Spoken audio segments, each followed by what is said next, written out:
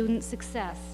That is achieved through enhancing our services, not only to students, but to parents, the community, and our staff. We need to support and implement our new strategic plan, and we need to review the funding for all of the programs, including athletics, and develop what we have been working on, a multi-year plan for the school department. Dr. Troughton, our superintendent, will speak to the new initiatives that are included in this budget, and Mr. Young will identify specific budget guidelines. Thank you, Ms. Sardella. Dr. Troughton? Kind of difficult for the chair to see, but we'll manage. Dr. Troughton. Thank you. There are 5 initiatives that are driving the fiscal 2000 budget, and I'd like to go over each one of them separately, but the 5 areas would be education reform, curriculum and instruction, technology, partnership, and system-wide planning. In the area of education reform, this is the most powerful impact on education in this state, and North Reading students and staff have achieved very, very high results in the first round of the MCAS test. We want to continue the kind of performance and achievement performance that our students have demonstrated and carry that on into the future. So in the area of education reform, testing in multiple forms, high school reform and restructuring, we've just completed an educational management audit and also staff recertification. A second area that forms the basis of our budget is in the area of curriculum and instruction. This is the fundamental basis for what the schools are requesting. Textbook replacements to make our textbooks consistent with all of the curriculum frameworks that are mandated by the Commonwealth of Massachusetts. We're looking for replacements in foreign language, in sciences and mathematics. A second area for curriculum instruction is to increase the amount of time that the high school students are scheduled for direct learning. This is called block scheduling or macro scheduling and can require up to 27 additional minutes per day for direct instruction. Another area in curriculum instruction is the curriculum framework, again mandated by the state, in terms of world languages, not only in our high school, but in our middle and elementary schools as well. Other areas that round out curriculum instruction would be professional development and advanced placement courses at the high school. A third initiative is in the area of technology. We need to continue to ensure that our students are receiving direct access to the information that is out there in terms of teaching and learning. So this requires that our schools continue to forge ahead in terms of developing computer networks in all of the schools and to provide appropriate staffing and other technical resources to make that technology work and accessible to teachers and students. We're experimenting this year with online learning that opens up the curriculum outside of the walls of our school, particularly in the area of advanced placement courses. We round out technology with making sure that wherever technology is used, it's integrated directly in terms of teaching and learning. A fourth area is in the budget is to continue to seek additional funds outside of the local revenue, and this would be to strengthen our partnerships. We have very strong partnerships with IBM Lotus that we've used very successfully for administrative services, and we'll be expanding that in the area of curriculum. We have a very successful School to Career grant project that links students with the world of work outside of the North Reading Public School. We also expand our students' understanding of what's happening in the world through our American-Nicaraguan School Partnership. Tomorrow we'll be hosting 30 students from that Central American country. 2 other partnerships that round out our work would be in the area of substance abuse, or our zero tolerance policy and program, and also our work with Media One in enhancing the TV studio here at the high school. The final area of our budget that's driving our budget would be in overall system-wide planning. We believe that it's critical to meet not only the needs of growing enrollment and program needs and education reform, that we have a long-range strategic plan, and that is shaping up in a very nice way. In terms of facilities, the Hood School project will be commencing this summer, and you heard a presentation earlier with the status of the new school. We are in the middle of negotiating contracts for all of our employee groups. All of those contracts terminate this June, and we'll be moving forward in that area. And lastly, in order to keep pace with the new program requirements under education reform and increased enrollments, we're looking for additional staffing in the FY 2000 budget. So I'd ask the voters here to consider a budget checklist as you go through and ask your questions in these areas and other areas, but we believe that this budget for the future, for the coming year, will provide additional classroom teachers at elementary, middle, and high school to meet the growing enrollment needs and program needs. Will support special services and special subject areas of music, the fine arts, and technology. It will meet the growing enrollment demands. Our schools will open in September with 100 additional students. We'll be about approximately 2,450 students. We will be able to purchase new texts to keep pace with the curriculum frameworks. We'll expand our nursing services and counseling services, provide support staff training. We'll maintain reasonable class sizes, as Mrs. Sardella indicated. We'll also support the athletic program, a vital part of what we do with our students. We'll support technology. We'll support building maintenance to keep our buildings up to constant and current levels. It'll support special education services, and there's a lot being talked about special education across the Commonwealth. Lastly, it will implement the macro or block scheduling at the high school and will help us to meet our needs in terms of contract negotiations. I'm going to turn this over to Roger Young, who'll give some more budget details. Mr. Young. Chair, I have all my pieces here. Everybody's going to be given a test when we get done here. In my portion of the description this evening, in talking about the proposed budget, is to go into a little bit more detail. As you know, it's a $13,678,000 budget. It's an increase of some $976,000, which is a little over 7.6%. The major components of the school budget are found in the areas of salary. Oh, well, you can tell this is the season here.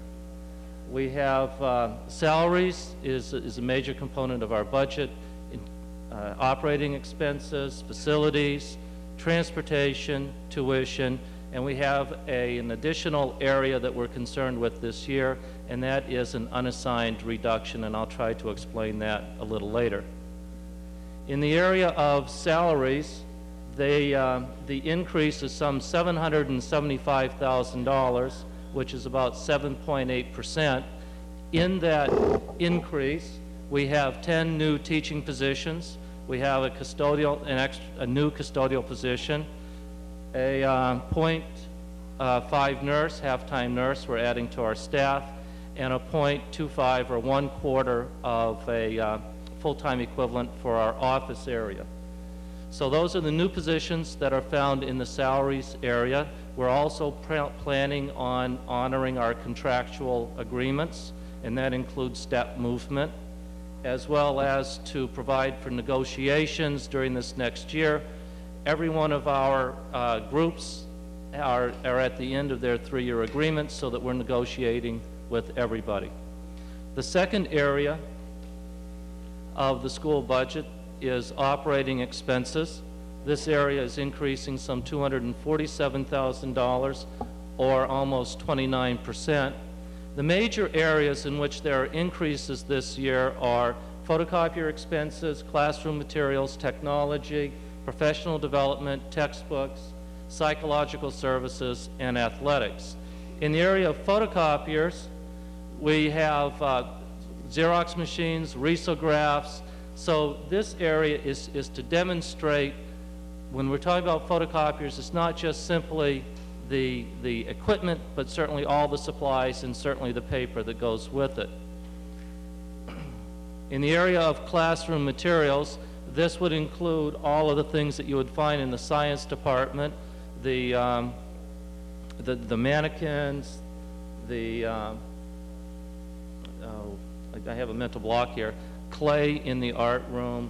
All the consumable materials that you find in the classroom are in instructional supplies. That is a major increase. It's a direct related service or expense to the classroom. In the area of technology, this includes everything from peripherals, which would be printers for approximately $300. We use DeskJet printers. Certainly all of the software that we buy. all of the other related items in keeping the computers going and the technology. It does not include the hardware, the computers itself, but certainly the software. And one of the major pieces that we're planning for next year is improving our student attendance and grading system so that it fits with the information management system effort with the Department of Education as well as the U.S. Department of Education. So that's a major initiative that we're doing. And actually North Reading is one of 9 partner districts that are helping to lead Massachusetts forward in this area. The next area has to do with professional development. And when we talk about professional development, we have to keep in mind that it is a mandate of education reform. It includes in-service programs, college and university classes, as well as conferences that teachers and other staff members attend. And all professional development is geared toward improving student learning, student achievement. That is the focus of our school department. In the next area is textbooks. Textbooks we can find throughout the school department in all levels. That includes new adoptions. It includes meeting the needs for growing enrollments. And it also includes replacements for those texts that have become worn and lost. We find them in all the areas, but in particular, we have foreign language at the secondary level, mathematics, science, music, and language arts. Psychological services is directly associated with special education. It has to do with independent evaluations, physical therapy, speech and language therapy, as well as hospital tutoring. It is something that we do to help determine the needs of young people as they move through our school system, and it is one of those areas that we're mandated to do, so that we're looking to increase the opportunities for learning and student achievement for everyone. In the area of athletics, funding athletics is really found from 2 primary sources. One is the school department, and the second has to do with the athletic revolving fund. The athletic revolving fund gains revenues from several sources. The primary one is user fees, gate receipts, selling Coke, and gifts and booster support. So we have, for the past 8 years, anticipated that some $80,000 is going to come from the athletic revolving fund to support athletics in the school budget. That $80,000 we've been spending at a greater rate than the money coming in, so that the athletic revolving fund balance is at a very minimum now. The school department is looking to reclaim some of our responsibility to funding the athletic program by only relying on $60,000 for this next year to be spent from the athletic revolving fund. That will give us an opportunity to build up the balance of the revolving fund so that it can be used for some of the larger capital purchases, such as resurfacing the tennis courts. That's a thing that has been used in the past. We can see that Frank Carey and his baseball team are out practicing, and this was the other day at one of the scrimmages. So in the facilities area, it includes everything from custodial supplies to utilities to building supplies and maintenance. It is an area that's expected to increase some $10,000 next year, very modest, and in primarily the utilities or the communication area. And just as a reminder to everybody, this is the primary portion of the school budget that manages the maintenance of all 5 school buildings. The next area has to do with transportation. We are currently in the first year of a 3-year agreement for our regular bus transportation, so that's expected to stay fixed for next year. There was a great increase, as a matter of fact, for this year. The only increase that we expect for next year has to do with special ed transportation, and that's expected to be some $23,000. But this is getting the kids to and from all of their educational experiences. The next area is tuition, and you'll find it's in red this year that we do expect that there will be a decrease in the amount that's necessary to pay for student learning outside of North Reading Public Schools for next year.